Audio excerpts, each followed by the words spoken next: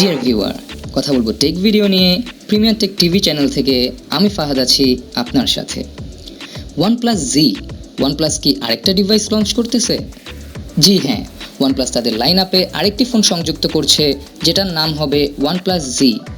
এখনও এক সপ্তাহও হয়নি OnePlus তাদের 8 সিরিজের দুটি ফোন OnePlus 8 এবং OnePlus 8 Pro রিলিজ করেছে। যেহেতু এবার তারা হাই প্রাইস রেঞ্জে তাদের ফোন দুটো রিলিজ করেছে, তাই এ নিয়ে গুঞ্জন হচ্ছিল যে OnePlus তাদের লাইন আপে নতুন আরেকটি প্রোডাক্ট সংযুক্ত করবে, যেটার নাম হবে OnePlus 8 Lite এবং যেটা বাজেট রেঞ্জের মধ্যে হবে। কিন্তু এখন জানা যাচ্ছে যে OnePlus-এর নতুন যেই ফোনটি আসবে তার নাম OnePlus 8 Lite না হয়ে OnePlus Z হবে। রিসেন্টলি ম্যাক্স ওয়াইনব্যাক নামে একজন লিকস্টার টুইট করেছে যে I was told that OnePlus is revamping the OnePlus X under a new series, এবং পরবর্তীতে তিনি আরেকটি টুইট করেন যেখানে বলেন The source referred to it as OnePlus Z and said the hardware matched the previous OnePlus 8 Lite render. এখানে তিনি বলেছেন যে OnePlus 8 তাদের OnePlus X ফোনটাকে একটা নতুন সিরিজের মধ্যে পুনর্গঠন করছে, যেটার নাম OnePlus Z এর দিকেই ইঙ্গিত করছে এবং যেটার হার্ডওয়্যার OnePlus 8 Lite নামে যেই ফোনটির গুঞ্জন চলছিল তার সাথে মিলে যায়।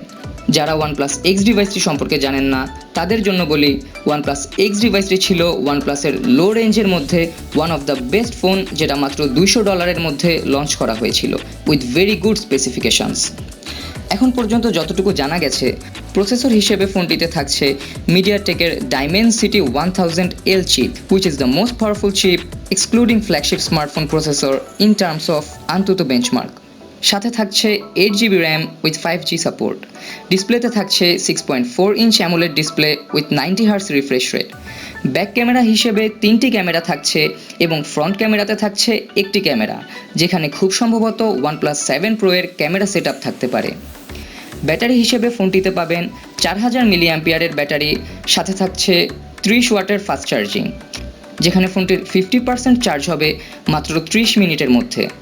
ফোনটির প্রাইস ইউএসএতে $400 থেকে $450 রেঞ্জে হবে এবং বাংলাদেশে ফোনটির এক্সপেক্টেড প্রাইস 38,000 থেকে 44,000 টাকা।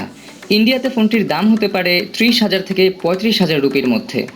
ফোনটি সরাসরি কম্পিট করবে আইফোনের রিসেন্টলি লঞ্চড আইফোন SE 2 ফোনটির সাথে। দুটি ফোনের মধ্যে কে গিয়ে থাকবে এবং ফোনটি নিয়ে আপনার কি মতামত তা কমেন্ট বক্সে জানান। আশা করি ভিডিওটি ভালো লাগবে। ভালো লাগলে লাইক করতে পারেন, চ্যানেলটি সাবস্ক্রাইব করে রাখতে পারেন। আজ এখানেই শেষ করছি। Thanks for being with me and this channel. Have a good day, stay safe.